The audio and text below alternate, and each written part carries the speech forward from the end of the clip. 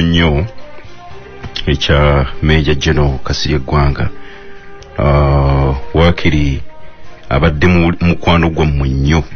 Saturday mbeera ne media consultant mwami Tamale Mirundi Sebo nkwaniriza. Njagala kusooka kwesomera katabo. Mu makati awo tulina kye tujja okufunamu. Mu makati awo tujja okufunamu. Naye nze nabagamba njogerera nnyo mu ngero. Obugero buno butuyamba to deliver a message. Yopaka it si bino bitontome bya busiru. Biba bitontome by'obusiru bibateeka ku TV olinajjayo omutwe. Gundi fe obugero butuyamba mu mass communication. Bw'osoma ebitabo by'aba Nigeria bingi bakugamba nti to be sent on a mission you had to be conversant with a knowledge of proverbs. The proverb delivers a message especially to lowly educated people. Naye ekibi ekiriwo nti akagera ako bwe batakategeera kakuleetera obuzibu. Ti Yesu ebimu ku byamuleetanga obuzibu yali ayogerera mu bantu naye bonga babitwala literally. Ti nsobola okumenya yeekaalu eyo ningizimbira mu nnaku 3 eyatwala 10,000 emyaka 10,000 yali ategeeza kufana kuzuukira.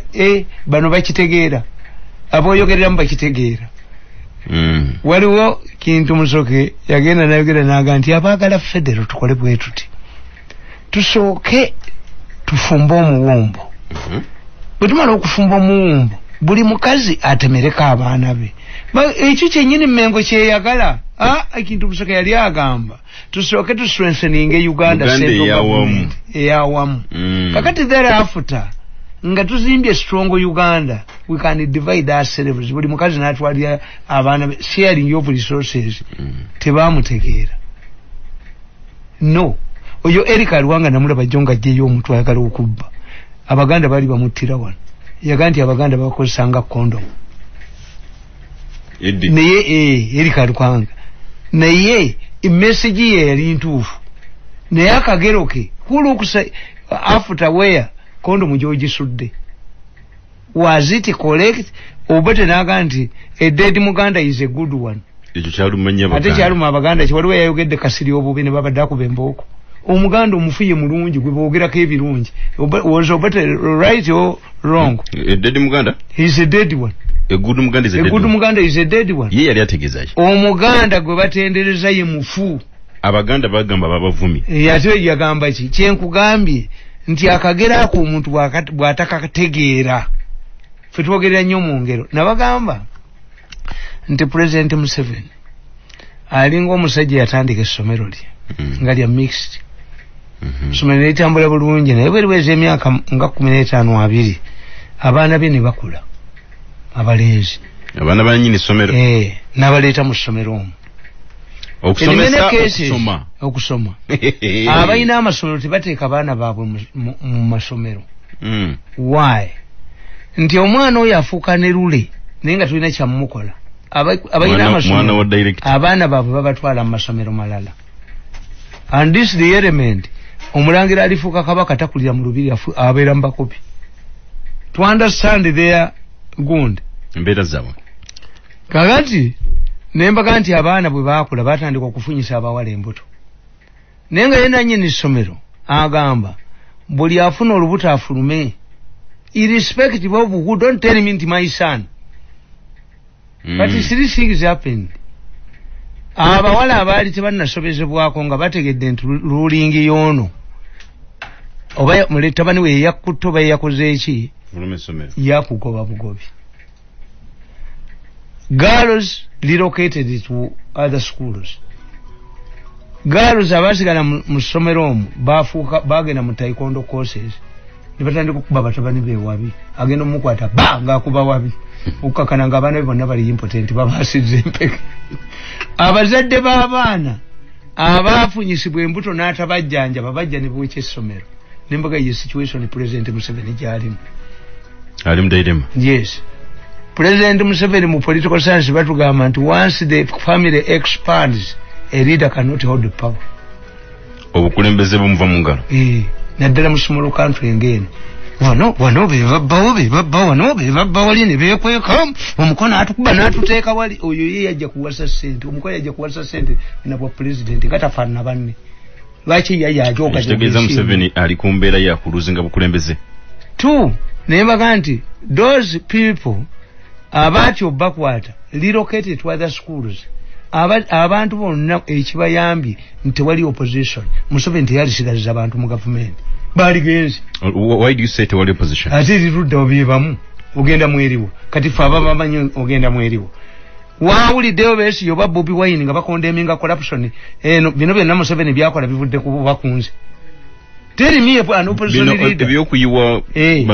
Yes, was fault. Bobi Wine has been talking about corruption. Jibajja sente no bayina ebizigira byabwe bakuba ne babibajjako. One of the strongest weapons of a pass of mafia or a state against you is exposure. Nze banina kochi kano kafungula nkete namala kumala mwenge kasenga baganti atamidde baba sekereza. Two, I studied nemanya najendaga. A setback is good in politics. Tumukunde will never be the same. Era nengera mubogererako wano. Kakane mbagamba nti those who relocate naye amasomero galifa. Nembaga nti abaana abasigala mu ssomero abawala bayiga taekwondo ye type yafu. Tuba mukono aduka ntubantu ya pusi naduka ne tubako akilo ne tumbana afuluma. Fe twayiga taekwondo ntulemera mu ssomero. But Museveni's challenge be bantu bano bakodomi umukodomi boyo bakubye n'ekibinja kina bana abala family members be bakubye ne bekweka bo bateka amakampuni ne bekweka kakati bayo kisomero. What will he do ku bantu abo be bajoze byandala agenda muwashi nga bantu be bamukuba batwali sente za hiyo ye nyini namba yakimanyi nti bantu be bakuba byandala. Yes omuzo konteremu. Yes, ndira mu recording. Nti AKORO nzize nwana naye. Identify the AKORO in 2013. 2013 nenda ba AKORO. Ajidwa musaidi ategumpe. Museveni is lucky. Why? Overstaying in power.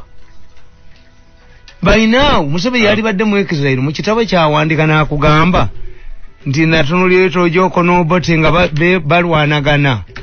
Ani avuddeko okusuula gavumenti nti oba tunagateeka munga gundi kakyasobola okuliko nti nentunulira tojoko ne gundi manya ne gundi nga balwanagana e Tanzania nembabuuza mwaleeta abayizi eyiri mu kitongole ekigezi General Service Unit ebadde teketta mwewuunya lwaki gavumenti evudde mu ngalo.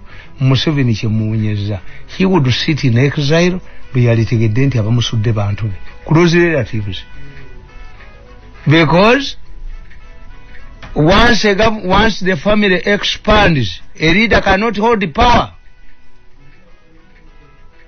Family gende Liberia gundi musajja Torobert yali musajja mulungi kasabaana bajja ne bafumbiro ne baleeta abajozi ne baleeta abazze okunoonya obwa president ne baleeta abaki government yagwa. Saddam Hussein wana bajasi baamini bonna babali abamanyi nga batendekebwa Iraq.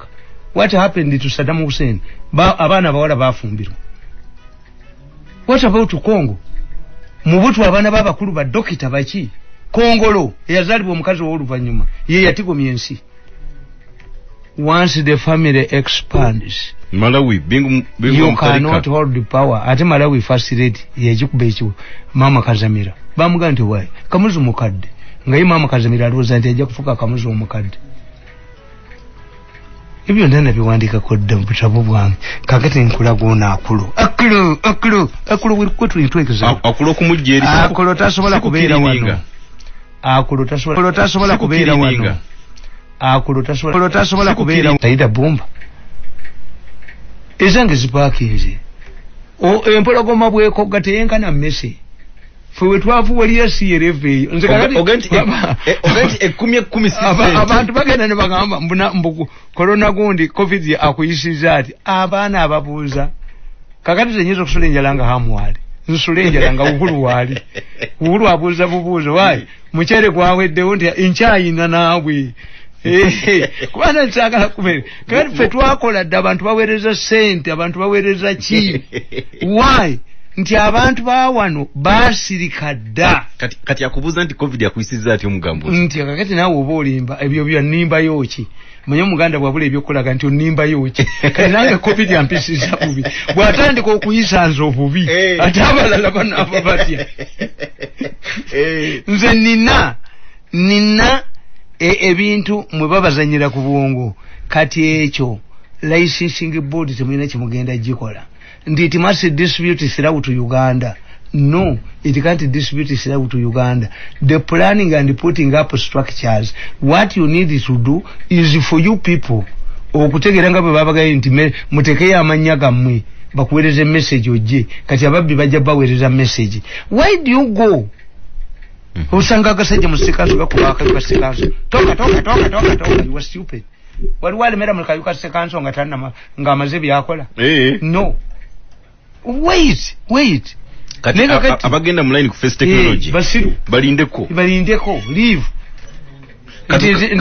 nti nze watakisa motoka zange nange nkere kati wanga ani akere omukazi yabakeera obanze nkere oba abana bange bakere ogende otwalayo namugwanya kabada tiremera mu nju yasooseewo ensonga si ya namugwanya kati tufunoba kamuno tudde ku nsonga ya mchala AKORO okujibwa mu CID ongambye bwajja mu cases etajja kubira mu Uganda asiba mu library Mirundi gye yakola mbu obutabo bwonna babutumyayo kano simanyi oba akamanyi killing a medical doctor to save a cause. Ngani asiba mu library mu president anonya butabo bwa Mirundi tufudde kakati kano kali dated 15 April 2013 mukalaba nakakafu Mirundi ngena balimba mbumbu wandikira wano mbuti buliyo soza jakalaba zange galubindi nazireseyo kaka nakabandikira kuzomesha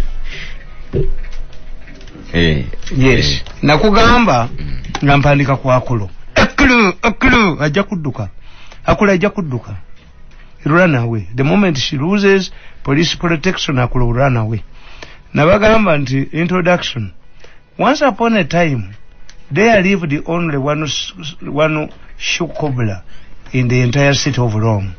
As economic dynamics dictate, a pure monopolist enjoys a lot of privileges while he remains the sole provider of a service. This cobbler enjoyed immense influence and respect and was actually revered. Like other celebrities,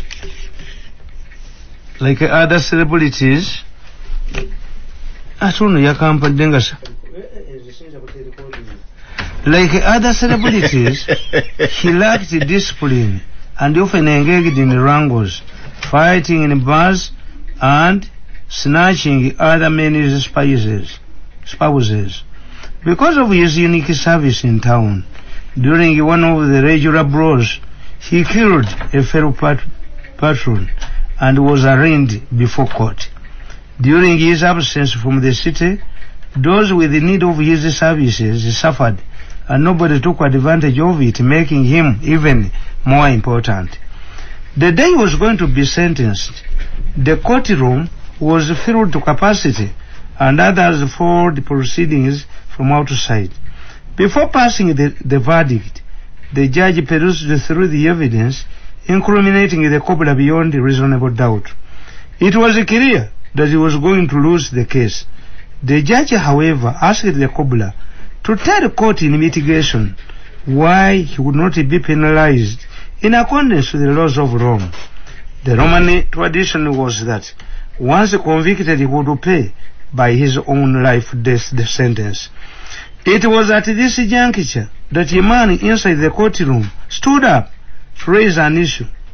I quote him, "I have something important to tell you, my lord," he said. The judge allowed him to proceed. I quote him again.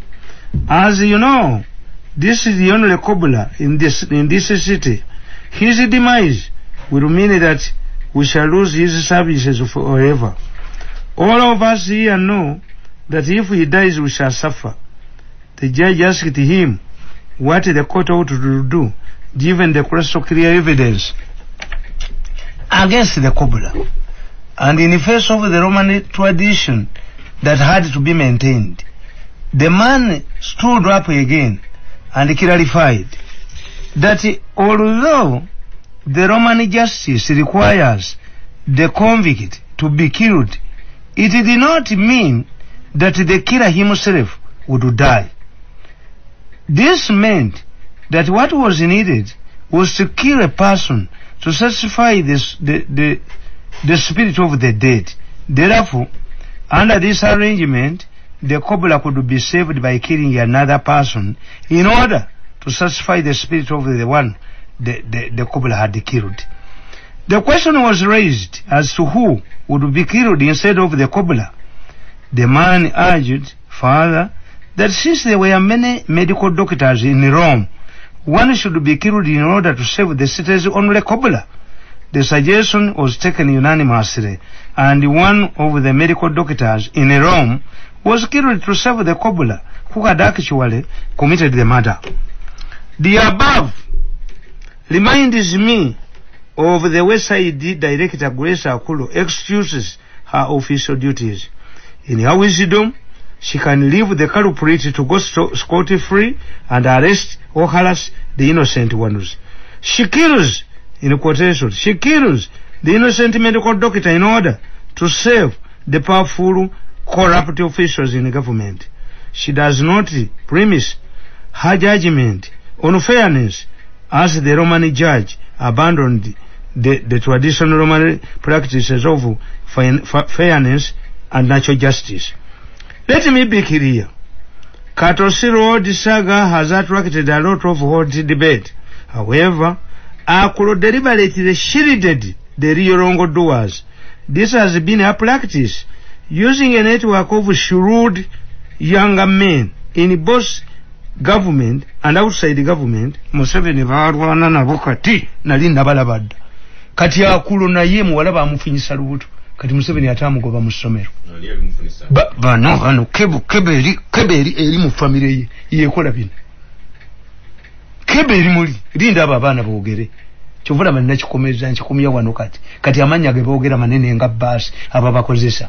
Ntwe ye pusi ya lumyegi yayombye muleba mu video ntwe ye pusi ngagamba babo batudde waggulu be batukozesa amakampuni gabaki fe tulimbwa. Nga neta kwa kusina yanyiga nga bamusosodde. Munnabwe nabaga nti fe tuli ba slaves namwe mukkirize. Tuli ba slaves bali be ba masters. Kakati onakulu. Ongati wali ku killing a medical doctor to save a cobbler. Cobbler omukubi wengato omukozi wengato ye yatta omuntu. Roma. Nga yeye kaya ali mu kibuga Roma.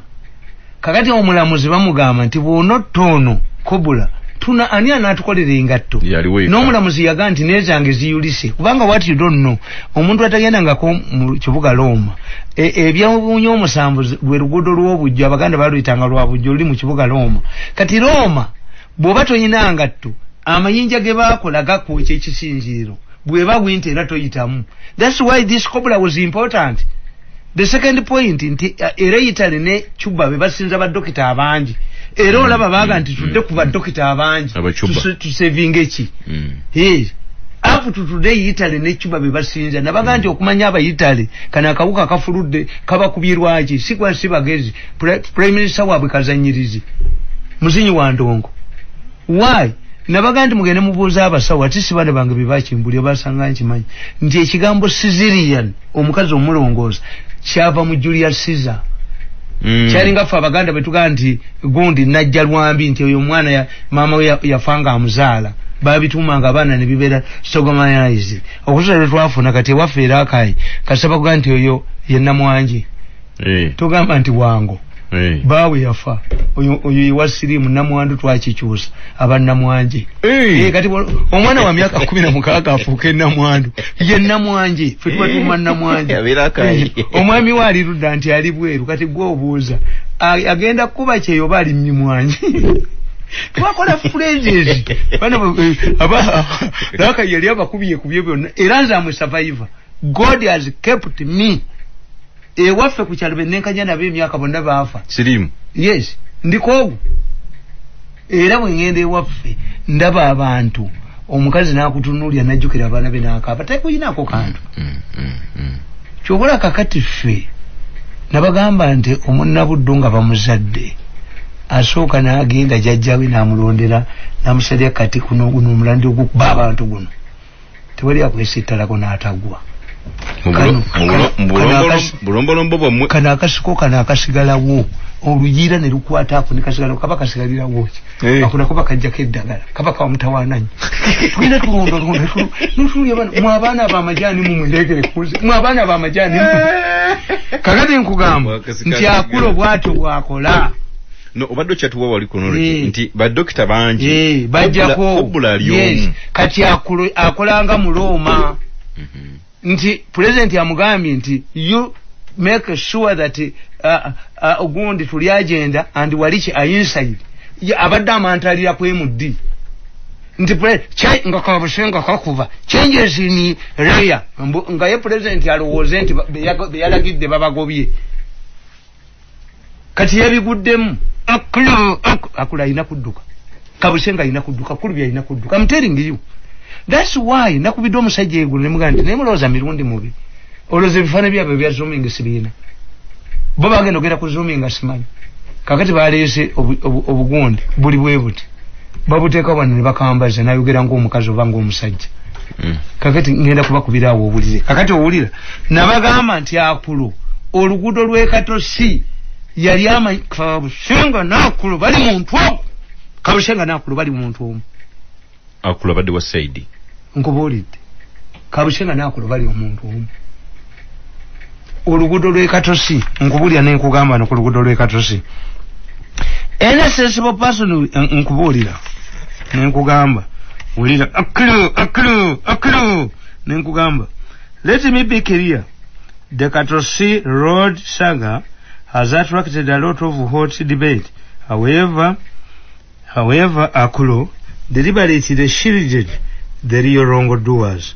This has been her practice, using a network of shrewd younger men in both inside and outside the government who control the media in Uganda. They direct their focus to the medical doctor leading the murderer Kobula to escape justice. Any sensible person with such evidence on Katosi Road would know that Byandala wouldn't be taking the media attention he has received. The first culprit to face the attention of any balanced or impartial side director would be the managers of Housing Finance Limited. Housing Finance is not a bogus company. It's well known in Uganda. This means that by granting the guarantee, it had confirmed that it was a credible company.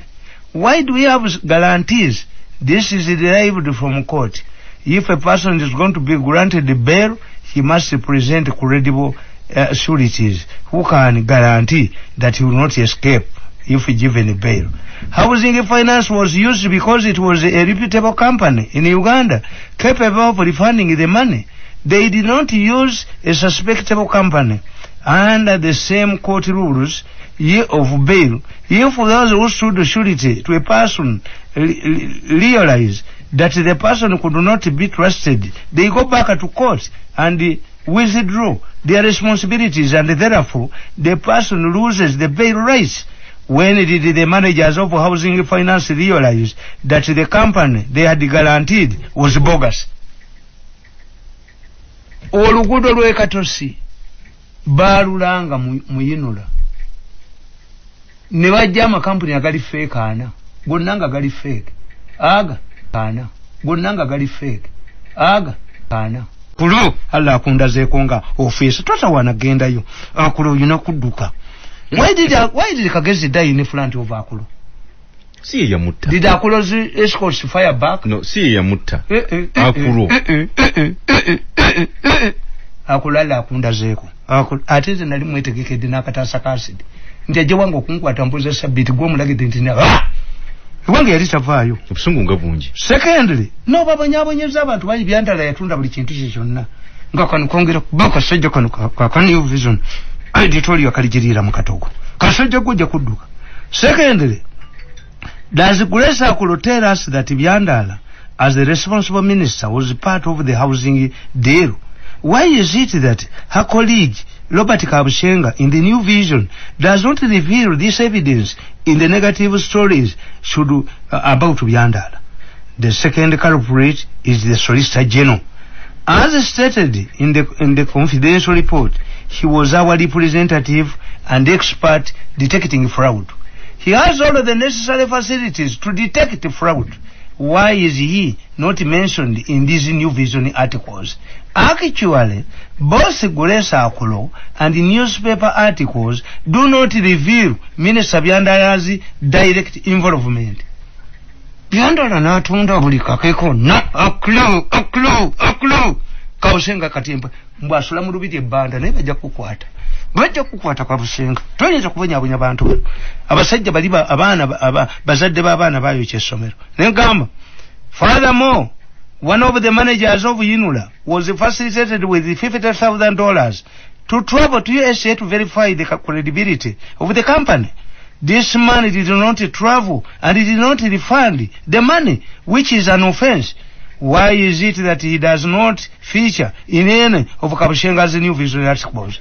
Why has this not attracted the attention of Grace Akulo, whose docket involves crime investigation? This biri 13 Allah kutuwadde Allah kusasudde mayido takulo nagenda ku channel 44 kayanja nangobako kubanga Akulo yatuyamba nnyo ne kayanja ne yejijiddewo investigate kayanja again ati yes Akulo badirector abasaidi bonna abaagala okuzibwa basomera wa kayanja mwali mukitegeddeko ekyo tibuli asomere wa kayanja akula Akulo mutani wa Mirundi oyinza mwita ono omukazi gundi kajina akimanyi bulungi yagoba abaganda lusambu ntuli bashuma oba ekigambo lusuma yakisanga mu Luganda abalira okukinduka nakyo kya Luganda naye omusajja bamuwa $5,000 to travel to USA to verify oba companies zino gye tuwadde okukola Katosi Road nti gyeri teyagenda. The man is still in Uganda Revenue Authority. Yes, he's still there. Grace Akulo, like the Roman judge, wants to save the murderous cobbler to crucify an innocent medical doctor. President Byandala muze kumulima mu minister. Once the involvement of housing finance managers is revealed and the man who did not travel to USA, then dragging Byandala will not succeed. In order to protect housing finance managers, the Solicitor General and the other culprits, Grace Akulo targeted Byandala. Interestingly, Akulo, with her media allies, has played this game for a long time. Take for example, Permanent Secretary, Minister of Health, Asumani Lukwago. Lukwago's mistake was to refuse to surrender Butabika hospital plots to the thieves in the government. In their usual practice, they framed a corruption charge against Lukwago. They claimed that Lukwago wanted to pay a bogus company $500,000.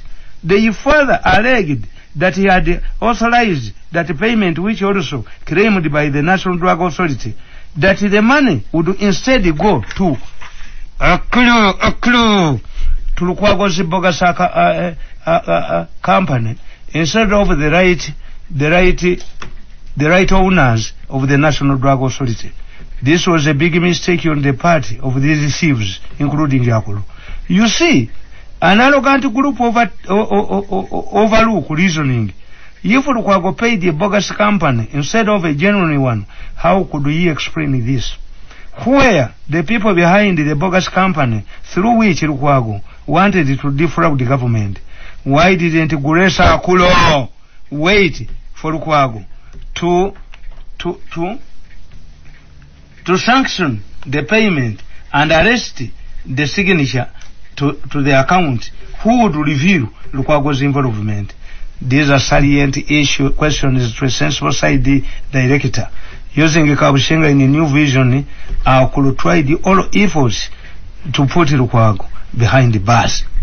However, the president had already detected earlier intentions. He was monitoring Grace Akolo's activities, and Museveni's trusted intelligence was monitoring Grace Akolo. In 2013, Akolo's moves and meetings with the likes of Robert Kabushenga, Museveni had personally identified Asmani Lukwago. He knew him very well.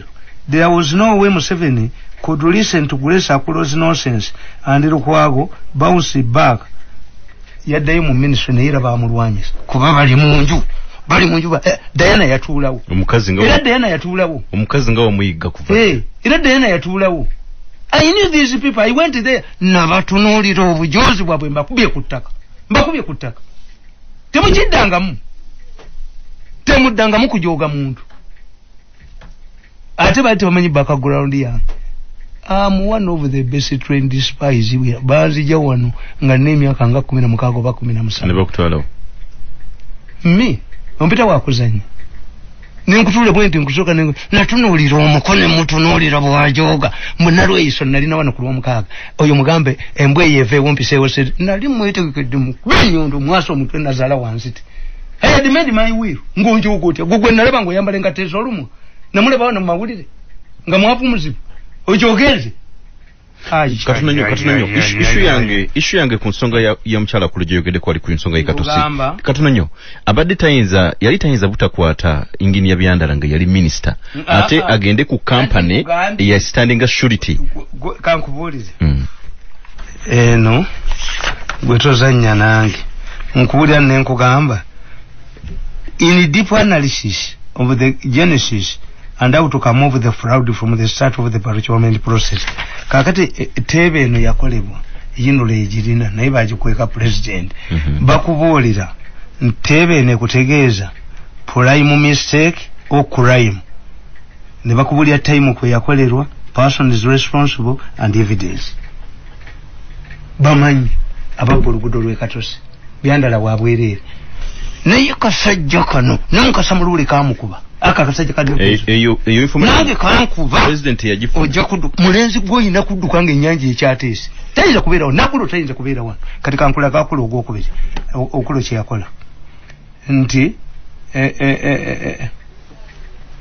nakugamba wano nti akulo adasongo allies in the media Robert Kabushenga secondary kakati olabe ekintu ekirala nankuba this was done to ensure that the credible companies were avoided. However, the mafia group in the government and the allies in the media executed the deal, and like the Roman judge, they deliberately spared the murderer's cobra medical doctor. The bicycle scam bears all the hallmarks of the Ugandan mafia. Ngoro kutolwe katosi omanyega kyebakola Museveni national radio tezijja kujja president kamuvuli radio zeyagambye ogula tebagenda zigula batisiza sente bazibbe nga babamukola ku gaali kati ye kambabulize era ajja kumanya ati abati bafunye toy waliwo ekintu they are not supporters of Museveni oh they are idiots bwebata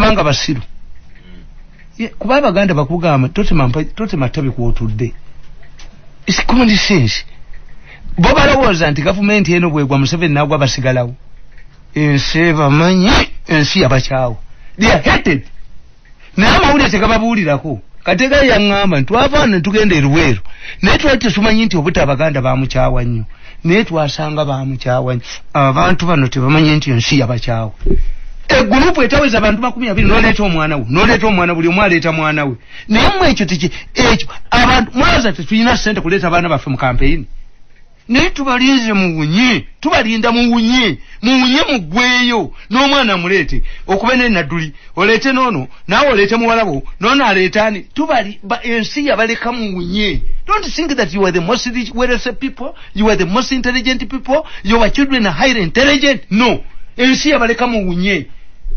Abesimba bwe ndibasika bwe bati nti olusalo likwani tekumuganda wa Museveni na kumwala wako tesa. You think people are fools? Obaba abaleka bulesi abasezi balwanira omulambo gwabo abantu babitegera nabaga nti eyaleeta ekigambo mufaliso yakijjawa nti omunyankole tayogera kigambo mufaliso. If you want to detect the cannibals, throw out the dead body. Osepalitinga abakwatibwa ekitambo n'abatali basezi. Kastabalabu mulambo ekitambo kikwata. Nze nkugamba. The Bank of Uganda conduct was spared. Omanye omusajja yabba sente, yabba sente z'obugaali. Nkugamba. What about the bicycle scandal? It is probable that the former local government permanent secretary wanted to get money from this project. Yali mukomera. But how was it that he was the only one who went to prison? The permanent secretary Kashaka fell into Grace Akolo's trap, which Lukwago did not. When you look at the short listed companies by Kashaka, they include those who had nothing to do with the bicycles. 2. If you want to buy bicycles, why don't you go to credible companies like Hero, Lale, or Avon? If you deal with such companies and their agents, they do not operate on corruption. In fact, one of the companies that had been shortlisted to supply bicycles was Fishernet. President Wabagambo Gulegali bamutandikirawo. Bagandika tusolistinga amagali. Tewali company yamanyi gye basolistinga. Singa omusajja akugamba nti njagala amabaati. Banemba wadde okusereka emizikiti. Mugenda wa manufacturer. The manufacturers mukaaga ani Uganda bati ani kati bayina ne wholesale gundi. Jogena n'ogula abatunda college gundi nabaga nti pharmacy is an outlet of a drug manufacturing company. Kati nabano bwe bakola egaali za president bwe yaziragira Kashaka bwe yalanga bana supplying egaali ya shortlisted company mwali mune Fishernet ngegule egaali temwali mu Hero temwali mu Avon temwali mu Lale yalegera kusubula ngegulaki Grace Akolo and a strong ally in the media Robert Kabushenga. Secondly, Bank of Uganda was involved in the same way housing finance has been used in the Katosi saga. The Bank of Uganda conduit was spared. He wrote a letter to the Indian Chamber of Commerce ostensibly to inquire about the suitability of the bicycle supplier. The Indian Chamber of Commerce informed him that the man was not a bicycle supplier, but as a businessman, he could do it. Why did the Bank of Uganda accept to deal with such a person? What was the purpose of the inquiry? Olama abasajja bano babala. Sente z'obugaali bagenda zibba. Kino ekibbi ekiri mu Bank of Uganda. Kyo inquiringa egindi. Eyindi yagoloze nti due diligence. Naye bakibuulidde abachemba of commerce ye India. Kyo omusajja gwe mwagala okubaguza eggaali si supplier wa gaali. Talina kuna. But as a businessman, abasajja bakubuulidde ekyo kikyaliyo mu Bank of Uganda. Ekyo gye kiri nga kino ekyabba $5 kikyali mu ginula. Aklo. Ebibala byakulo negamu. Nti inquiry ya Bank of Uganda was intended to defend this idiot in case the deal backfired. What was the intention of the inquiry? He just wanted to deceive the unsuspecting Ugandan public that he conducted an effort to verify. If Bank of Uganda wanted to prove the credibility of the bicycle supplier and the Indian Chamber of Commerce tells you that the money does not manufacture or deal in bicycles, why do you go ahead to release the money? Any sensible person in the Bank of Uganda would smell a rat.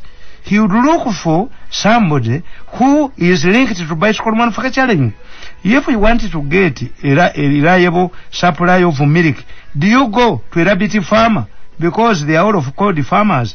This was intended to cover their footmarks, the receivers. Therefore, if the Bank of Uganda official was looking for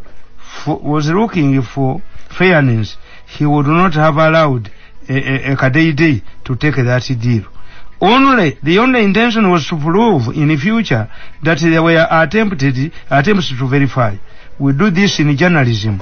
In order to avoid to be charged with the publishing false news, which has been outlawed, we used to conclude our articles by saying that efforts to verify the story were futile.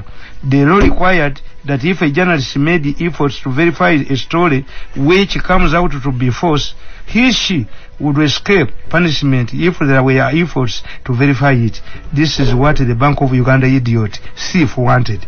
However, what Grace Akolo failed to do was to convince the public why the Bank of Uganda man who had taken time to find out details about the supplier in India paid the Indian man through a local account without authorization from the Indian man. Lwaki omuyindi tebamusasulira waabwe? Lwaki sente zagenda mu Mozambique ne bazibayo? Akulu teyakwata kuwa bank. No, Akulu as usual. Ye ata dokita nalekawo kobula. Akulu. Does Akulu give us evidence that the Indian man contacted the Bank of Uganda that payment be paid through a local agent? Even if it was there, how could somebody be paid without assurance that the bicycles had been delivered to Uganda? Brave Grace Akulu. Nachiwandika mu 2:10. Brave Grace Akulu. Kati baduseda. Ne baba esimbye kontu ya pusi yaga iti mujja tusibira bwerere. Ne bawali kibaga nti twatula n'omuvubuka gwe bagobye mu Revenue Authority naye agambye no. Ekisera kituuse okubaatula nabo baatidde okwatula bandi aba bakozesa abanyini makampuni nabo baatidde bagenze mu meeting mbalaba bo bali waggulu mu chemba waggulu bantu bali ntuyepusi naga na wano batujogerawo ntuyepusi yali dobuuka na wano batujogerawo Mirundi yabalaba danti bajoze ntuyepusi kati ampita gentleman. That gentleman is highly intelligent.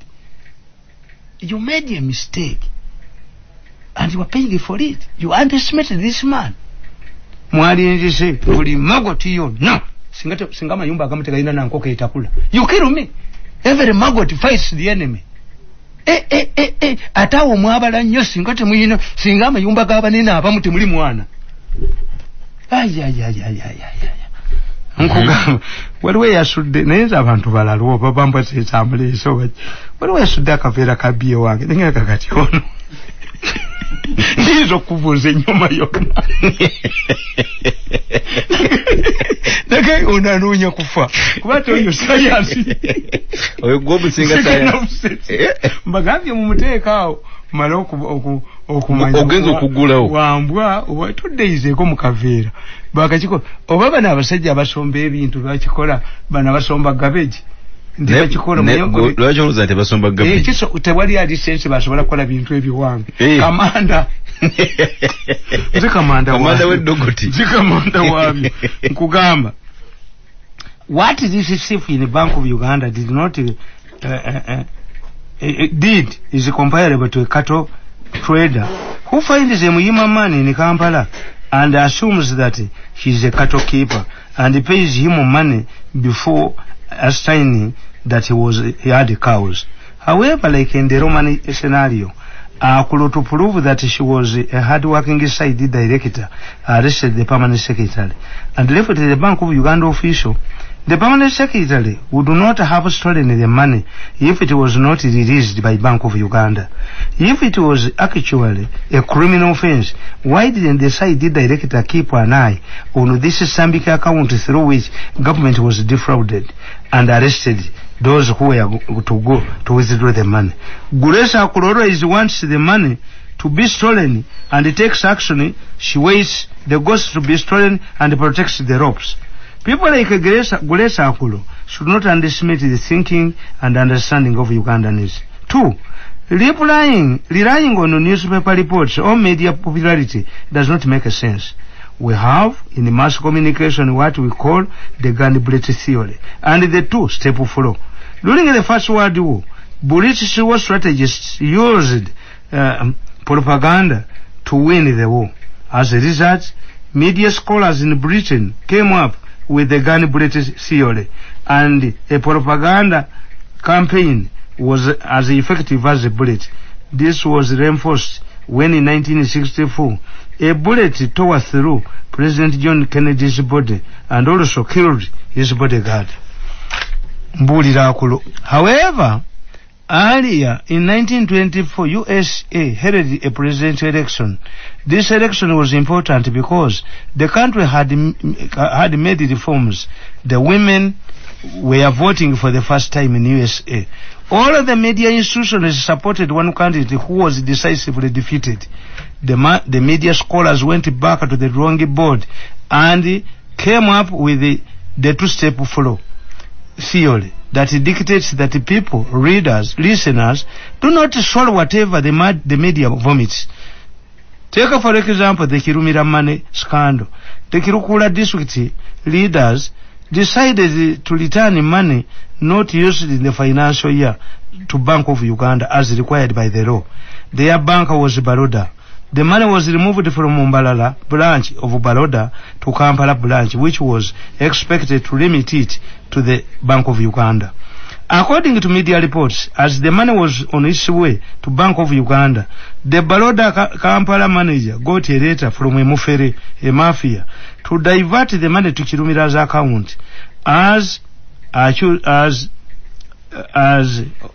opposed to earlier Kirukula instruction to take the money to Bank of Uganda.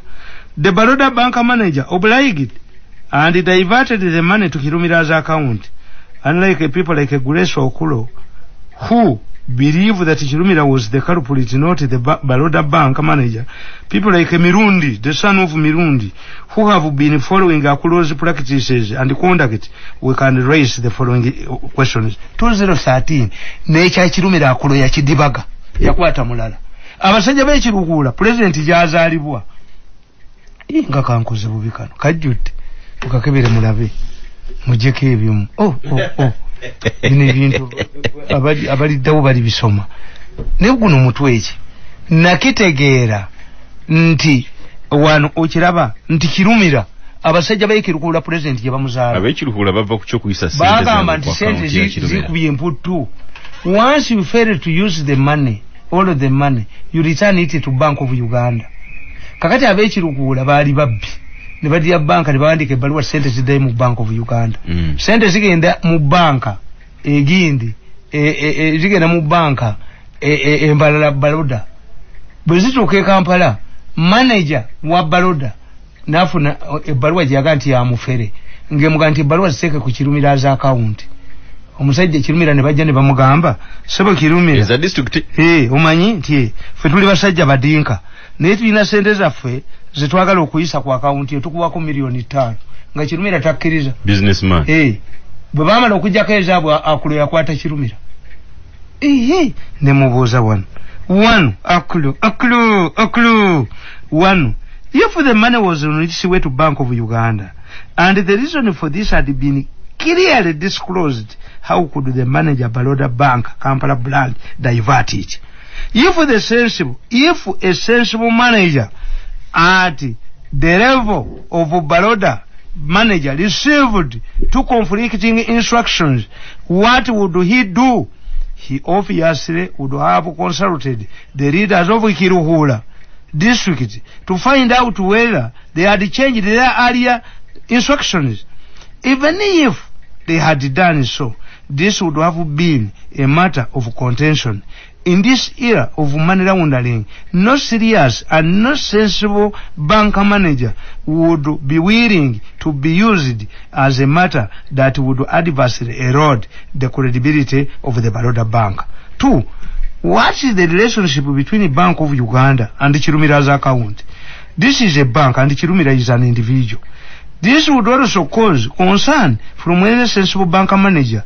If the Kirukula people had decided to return the money to Bank of Uganda, they had cleared all their suppliers, including Kirumira, if Kirumira was a supplier, if he had supplied or offered services to Kirukula district. More importantly, why did the Baroda manager allow a controversial payment to go through without questioning it? We do not have any information to the effect that those who withdrew the money from Kirumira's account were put to custody until the money was withdrawn. This applied in the bicycle scandal, where Akolo also raised her ugly head. The Stambiki Bank officials allowed the money to be withdrawn from the account in the bicycle scandal and aid the government. However, in Lukwago's case, the money had not been paid to the alleged bogus company. This is because they knew that taking such a funds was risky and they will easily be exposed. What they did was to stop the payment to make Asumani Lukwago safe and force him out. Asumani alidde nkoko omukazi oyo akulu kabushenga kulubya tebayinza kubeera wano. Temwategera lwaki byandala yasingolinga mu mwana wa New Vision gwe yakuba ekikondo. You didn't answer. Lisanga ne kabushenga naye tu ate yakola ensobi tayiza kulinnya kakiri tayiza kulinnya nanziga baganda mbono omulenzi w'emmengo bwe babeera ono omulenzi w'emmengo atukwata kuki kati kuchino oyo omulenzi w'emmengo nzo olunaku kasa yakwata empologoma mulenzi kigugamba najolekeza ekifaananyi kya Bikira Maria omukatuliki ekyo ekifaananyi kisaaga yaddira empologoma najolekeza ekifaananyi kya Bikira Maria. Empologoma eyo ku mulembe guno yali badde rotatinga nga n'abantu baga nti bwetunulaawo ziba ssaawa 6 bwetunulaawo ne bavage naye ejolekeza Bikira Maria mulenzi gwe kankukubire ku mungalo kati akaddiye yenna alinga ebyente ebikama. Oyinza okubanga olowooza nti okujja Grace akule eri mu CID okuleetebwa eno demotion nga bamulesa ate cleaninga KCCA. Kakati laba eno magazini yange Yellow Times nagiwandiika ki eno Yellow Times eriko mwaka ki wano wetutegeera 2015 new probe on Cairo Bank eno side director new government probe on Cairo Bank OPM scandal naye eyo scandal era Grace akulu namuteekawo wuno mu kifaananyi ekiraba Judge blames side for Cairo Bank scandal. Mu judgment eno gyolaba era omulamuzi Kabiito yagamba nti side ye yatta omusango. 45% of the Cairo money, 45% of the Cairo money belongs to Ugandan government. Niba nenze nakyebunyiza abasajja abalibya abali mu lutalo ne basalawo bateeke sente mu banka yaabwe Tropical Banka era sebo babasabye enguzi. Abalibya babasabye bano si bantu muzeyi nawe ayingirewo bano abakolako na vino nabo abasabye enguzi nga sente ziyengera ate nina kesi yenyezo kubulira y'omwana gwe babbako akakadde ka sente nga aziyisize wantu bano bamulagidde ate mu babbi bannaabwe nti zifuule nti payment y'aba lawyers omwana ne bamutta ne briefcase ne bagitwala abo president ayirire ddala kakati enjaga mukimanyi nti era minisitule ya health yegaba permission okutunda enjaga kakati ezo kujirima bajja ne bakireetanga ekiri open. What did they do? Era amakampuni gaabo agatunda enjaga ebweru naye mwabalidde buli kamu nti ensebaagala wenjagala otunuze nti ensebaagala wenjagala otunuze mu Uganda kino bali abavuka ba red paper bose banenya bo bakazanyiriza. I don't take red paper seriously. Niyo olupapula lwa government arrest byandala yakuba editorial Kabusengo ligirira mu katogo Kabusengo ligirira mu katogo kakati katono nnyo Museveni kakati ekiseera kye kino azukusa akwate byabadde ayogera government yabadde egenda kugwa uli abantu abo banjogerako. Waliwo omukwano gwange yansuubiza emmotoka omanyi kibinya okusuubiza omuntu yansuubiza emmotoka leka kulwana na mukazi wombu oba tugitwala tukitwala kakati ate obusajja bugikime kwenyinza ogikuleetesa ng'ogivuga ekirera ne parking ewange kwate emmotoka vuga emmotoka yange gireeta ewaka. Mirundi once and for all. Now that we have already agreed that he's going to work on that, how urgent is he willing to do that when a lot is getting uncovered? When he's still delivering through his secret channels, he's delivering information to the president. At the end of the day, we are going to end up the losers. We have already lost so much. So all that I think we have to be working on, as of now, let His Excellency silent all of those that are currently on the move, especially people like Nakarema is on the move. Let that one be silenced because now he's fully aware where the conspiracy has always been happening. He has got full information of how the conspiracy has been going on. And on the other hand, he's also aware that the members of his own family are the challenge. The Funiramuwa mentality I'm telling you, the Mfuniramua mentality is his own members' mentality. It doesn't belong anywhere else. Because most of us are commission agents from several sectors. I personally, in our companies that we run, we are just commission agents. How many shares do we own there? Minimal shares. The majority shares belong elsewhere. Why would we have only Asian investors, not European investors, not American investors? Those are the questions he was supposed to ask himself. But putting all that aside, because it may not help us, looking at the problems that we are faced with, that may not help us. What is going to help us is very simple. If we have Mr. Tamale Mirundi sorted out, we don't have any wars between us and him. Secondly, the way and the methodology that has to be applied. Because when we look at the situation, for example, if General Sare agrees to deliver that, if General Mohos agrees to deliver something, in that courtesy, that it is a donation just like it was agreed, of whatever he wanted, with the printer and all that, possibly, when you look at the heroes, the speech, if you remember it very well. I'm saying we have our new initiates. I have to tell you that things are likely to change because His Excellency is restructuring and re-strategizing. The political temperature is going to rise. And now His Excellency is going to be looking for relevance of the people. Relevance of each individual character in the political build-up for His Excellency. Afande Mohoz also manages a team that is going to front-run the campaigns for His Excellency. And self-marketing, he's going to be marketing himself for future elections, for future political, whatever you call it. So it is now in the cooking. Now we need to find the solace in relevance in one of these wings. Now for the younger ones who are slightly below the middle age, I think we are going to recommend you to work with Afande Mohoz. And the middle age and above middle age are going to be working with His Excellency. You need that marketing closeness, that His Excellency get used to you. And in the brief interactions you could be having, you talk about yourself. Many of you are highly educated. You went through international schools, international universities. You have the best education attained. And therefore you deserve also the best. So we are going to make the leaks into His Excellency's consciousness. So that is going to be very helpful for the build-up of your future careers. So we are going to be grouping you.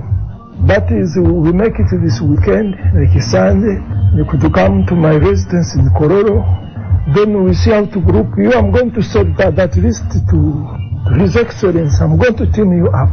And I believe there are those colleagues you have. I'm not talking about your girlfriends and boyfriends, but serious colleagues who are very upright upstairs, widely focused, and very visionary. Those are the people I would like to meet at my residence. So you can make it and come over this Sunday at around 2 p.m. I'll be waiting for you people. Now, I also have another team, but that discussion is going to be during another arrangement. For now, we are going to keep it at that. Now, I personally haven't talked to General from Nakaseke. Security yendina ya amanyi nnyo. N'emmotoka ezinkulembera ne bodaboda ne nabishi by'amaanyi. Kakati awo we mbatuusizza. Battle yaabwe bw'obanga tulina self evaluation, kati battle etuuse between the master ne slave. According to them, they are just commissioning agents, they are conveyor belts, they are being used by powerful people. Kakati the president ekyakitegeera aleme kubanga mukulu wa ssomero yalekangawo abavubuka abe ne bafunyisa abawala embuto ng'abawala bagoba. Ayinza okwesanga nga ne baleese bonna bajja kufaanana bwe batyo.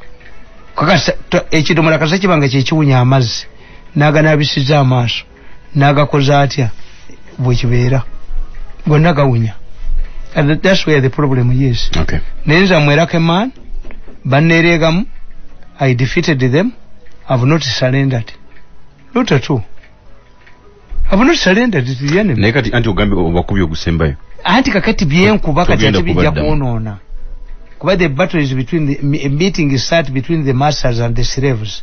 Twepo sinagirwaniramu. Kati amannya kali bibiri edited so much.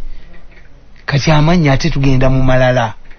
oyiro gamba omusajja nti owaye mukazi wa bamutwala mu loogi muli nakutuka omutima oba natta omukazi kati nito muga nti waye omanyi nti omusajja gundi omugaga naye se bayindya mu buloogi buno ti okakasa nti kakasa tugenda omulaba alaba mukazi we naye before kakati eyo situation wetuuse yaabwe okay yes yaabwe kale kakati mbali yo butabu wange bonangenda kubuddamu mbufugwe bonna kuba nabagamba nga linga tembutegeera okujjako kano nga bwe mpulidde baganti ya mu useful campaigner era kano nali nakakola factors that will affect Museveni's 2021 polls nakawandiika ddi nakawandiika offered on Wednesday January 22nd 2020 at my home in Kabalagala, completed at 3 p.m.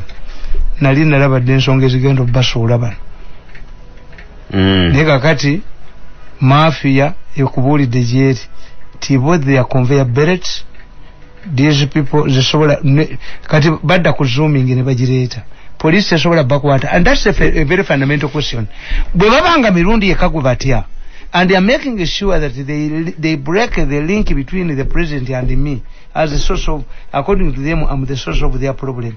What happened to SID? What happened to military intelligence? What happened to ISO? Very challenging. It poses a very fundamental question as far as other institutions of government are concerned to be a problem.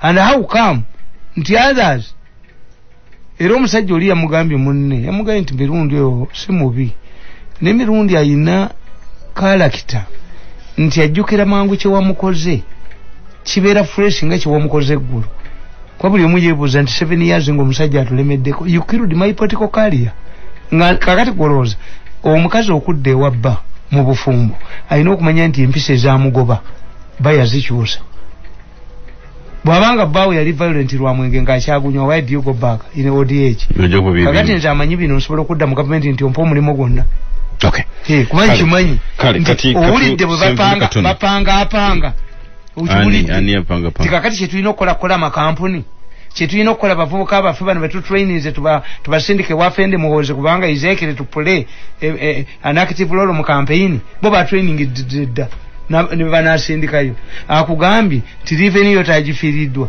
kesisi tukyabbamu polisi saako eyo egisaako buli muserikale emitwalo 10 nga teboogera gye ziraga yaani yaabo kyobula teyogerwako agambye mu polisi tukyabbamu ate sente zaabwe bazikwata tebannazifuna abapolisi musako yabo musako ya polisi n'ensimbi abaserikale tebazifuna bagambye oyagambye nti mu polisi tubbamu akubulire gye tukyabba nti eno mu riveni yatufunzizza abantu baffe oli agambye nti nga Nakalema agenza aluzinga influence bamulowoozesanga nti be batuufu namugamba nti President Museveni yalinga omusajja ku kyalo ye tagenda kwogera ye gwe bawasa Museveni gwaleeta gwe bakwata nembaga nti Nakalema awunya ninette nga Nakalema oyo ajoga nnyo ng'amulagira we must remove people tuteekemu abantu baffe mukuba omuvubuka oyadduka mukyalo Nakalema South Africa wa anti-corruption nga gwe bagamba yes gwina omuyina mulina Nakalema interdicts people ngera kwa busenga ke kabiwandiika to replace them with their own people.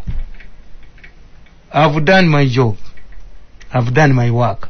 Okitadde awenkikomeza okay kale twagala kufuna kuli gase ya brigade ya Major General Kasirye but before that katono nnyo kukiri ekya appointment mwono mukesisi ewaliwo ekyewunyisiza abantu Ajati Sala Kanyike omumyuka wa Lord Mayor omukulembeze yamulonze kuba director wa agenda akakasibwe ntegedde ko nti mulude nayo press conference lere emisana wena leba muyambaje wanje era kati bamusekerera ani go basekerera muzee sikanso mwe babba city council mayor oyo lukwagusi mayor wa Kampala no kitaka mayor wa Kampala manyidwa musajja mukulu mayor wa Kampala mulala nnyo yiri mwamiru kwa nedda wekisikirize the de facto mayor of Kampala is known, is an old man biyani basese kati ntoyo Kanyike omulete ntala Kanyike omulete Kanyike abaddewa City Council bagiwamba nabagamba nti City Council buli lunaku waliwo liize eggwako y'abayindi nga ya sente $1 million 3 agikwateko olabe. The de facto mayor of Kampala is an old man. Ali mu Uganda one. The executive director of Kampala is an old man. Sebo bakitaka. Kale kyokufula omumyuka wa Lukwago. Ndizana nakyenjagala ogoba mu Kampala ngenda wakitaka. Hapana. Kitaka na yeye nyini abamuteekawo baali baagala basi nti Muganda. Omuganda mwangu okuyuya. Kitaka n'alemesa basi. Kakati kitaka bwalemesa basi. Gundi omukyala ono yali PPS n'aleeta baawe ajja atwala ekifo ekyo ng'omukyala anoonya kyabwa sekretary general. Yiso si yatabangula okuvuma Lumumba, yali Yiso yennyini yabateekamu. Who directed Yiso? Ono yali former PPS. Naye no bamukunya mu kalulu ewaabwe, akalulu kamufuukidde akalulu alina ssente empitirivu aga muzeeyi eyantumi muzeeyi yamaze okugobawo nate yakutuma. Waliwo akawala kyekamukola. Kino tekyewunyisa. Kuki President balwana nabo tabasobola. Nabagamba nti omuntu alifungula Ministry of Education yesingamu obubbi kati ne muwakana bagambye ate kulembera facility abagambye ki bagambye nti tubbawa naye bagamba nti once you detect akavuyo kakati nze nabayambi mwalabe yo namba nti baba tutegendi kati basiibula lwaki President yagudde ekiguddemu babadde batuse n'okuddira omusajja driver twaka driver mu Uganda nti yali mu January n'ayita wawe baagire ne bamunoonya nti kati aweza contact 200 batuteekeyo ewange ndabo wekivuliya njogora ndabo wekivuliya nti gwe bakutte mbwa society nze nange tebayinza kufuluma wange results ezili fake bazifulumye kiki bagoba sente ne mubba n'emmere y'abantu omusajja ne bwanyize. You want to overthrow the government. These people want to overthrow. Nedda siru obugagga babugina abantu bano balina obugagga abantu bagagga nnyo naye mmwe mbabuulira nti kasita when a drunkard woman stripped her naked to drunkard men they rape her. When a rich group exposes its arrogance to a poor people, you steal their food, you steal their relief, you drag people into isolation centers where they don't even eat a meal, and another dish comes up and raises his or her head. Bete kubata kakati mumboli baada dish bonna baba wa milioni 5.6 nibasoka basasula ko 13 mbayo hiyo pesa iko wapi? Pesa ya dish iko wapi? Mbayo pesa ya dish iko wapi? Ndala ziliwa baba banu chivuli mwe omukazi mwetamivu kasakunamira abasajja batamivu bamukwata. Okay, dakika 2 obudde butukutte tugende ku ligase ya meja jeno Kasirye. Tugende obudde butukutte tugende dakika zino ziri 3 zokampuliza okutuka ku ssaawa 5 ez'enkya ku olwaleero. The sponsors of the mafia, the real mafia gang should sit down. Musabe nnyo mukomye okubba. Okay. President asana kulwana namu. Nze mbasonyi. Sijja kuba kubamanya kamwe sijja kukola ki. People can pounce on them. Aba basajja abo. Wazati baba manyi. Wadde badira obunaka ne babweteka mbulago. You think those voices are not known. Kalu dulika ntu yapusi kakuga nti bwe yagwa ku lw'omukaaga people rang us from Entebbe, from Nakasero, from where, what is happening? And as a result, the mafias and the slaves and their masters had a meeting. Muyambe president help. You are not helping the president. Omuntu okwewala AIDS abatayamba kitaawe na nyina. Omuntu okwewala COVID-19 abate tayamba Museveni. Museveni has given you drugs. You people have been exposed. Your nakedness has been exposed. Abaganda tulina proverb nungi nyega amatunga koze wavubye. Remain with what you have already rooted. Na yenseva manyi ensinyevu. Mujja koleza akabiri mu nyumba muli ebidomola bya petrol mudduke wano. Mujja kuduka. Yeka bushenga ina kuduka. Nekulu yabitegekere odale wizidro. Kati ku Kasirye nkugamba. Ndito Nkunda was the father stripped naked when he was taken to Lukungiri for a house search. Nothing happened. No excited or onlookers. No commotion. Nenkugamba nti the two newspapers booked and a New Vision wanted to make it appear like Tumukunde was arrested for speaking against injustice. Wanabade takasiri gwanga, although the media, especially the New Vision and the Booked, tried to drag General Kasirye Gwanga into Mukunde's issues, they did not succeed. Kasirye Gwanga was not targeted by government. In fact, the media should have a glimpse of Kasirye's history and the comments. In 1986, Kasirye Gwanga was a key witness against members of Kirumutu, a group that was composed of prominent Baganda DP leaders who were serving in the Museveni's government. What the New Vision forgets is that those ministers included Everest Nyanze, who was the Minister of Commerce, Dr.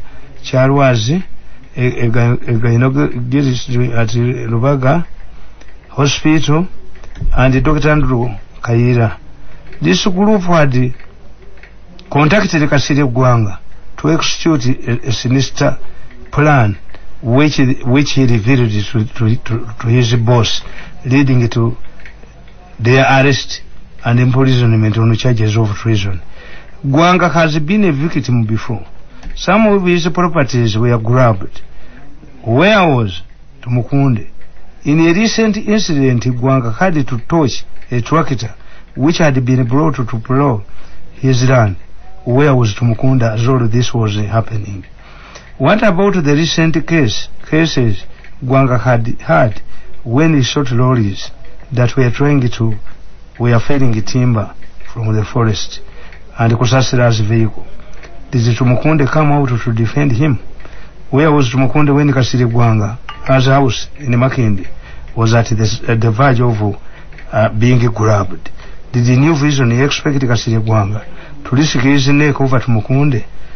So, Kasirye nzembadde mumanyi nenga we are not very close nze sibera close na bamaje manyi problems zaabwe sibera close na bamaje oyinza okubeera n'omuntu nende mwengende wa minister tofire mukwano gwange nnyo situula mu ntebe mutani wa Mirundi okimyeje amoye naye tayina bino bya lugambo nti nkimye kino sijja kukisobola owulidde mutani wa Mirundi sijja otafire tayina time eyo kubanga mwe mutamanyi nti oyogera kwono noga nabadde wagundi gwoyogera kati ono tamwagala olaba omusajja yakuyisa okuwa sente takuwadde lugambo kulwaki oyogera kye wayise kakati bana abatunzi b'ebinyeebwa mulowooza bati bagenda mu toyi kweyamba kakati oyinza omugamba nti owai okuva bwetisa ekibbo kino wakagenda mu toyi emirundi emekakubuulira ate agala kukulozaako therefore kakati Kasirye Gwanga nze kyemwogerako kimu kyokka like other families ezabali ebweru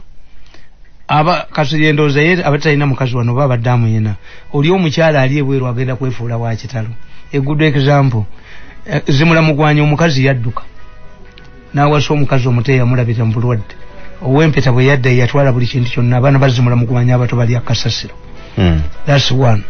Kasirye Gwanga properties abadde ayina nnyingi.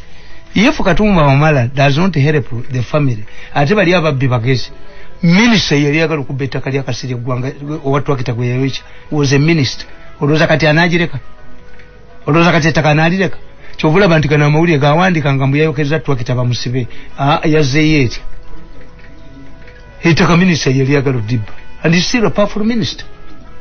Kakati Kasayija ali mu finance omuli Kasirye board million yeze bilizi yalese Kasayija ku Kasirye abadde minister Kasayija tayagala famu yeri egende okimanyi kati bazeze bya Kasirye board nze ne bompita sigendayo nange niki zibizibe byenafuna mbibiti naye bitunda dda ne bompita sigendayo. President Museveni yakola ruling if these people anybody who comes back to Uganda whether he has what and claims a building hand it over to him or her. When the owner comes back they will settle it out in the courts of law. Kati mutubulize akachiko ka parliament yaka akabulize byani ani muyindi share medo gena mu court nze byange na bitunda dda kasuni bodi yali bigaba ngogende wa mali wano nokebera mu file onojjayo obadonga mbokasi kwanga kati Kasirye gwanga Matiya Kasaija nga obukadde obubiri yalese bwazi mujja kumulabira mu farm eri kati Matiya Kasaija abala cha farm ate Katumba amala mwanchi bagenda mukola nze natulide Katumba amala bwenti ne mulaba nga yasigaddewo nga gundi kati bagenda kuyita mu bantu bagenda yagala kubba bintu bya mugenzi abaana badwago babuze president yayita abaana badwago eyababba yababbira mu state house eyabba abaana badwago yababbira mu state house. Kale banayi mwebali nnyo olunaku butambudde bwe lutyo leero twagala kubebaza mwebali nnyo mwebali ddala kati kalidde banayi sibatimaye ne bifilipino bwe bityo bwe bigwa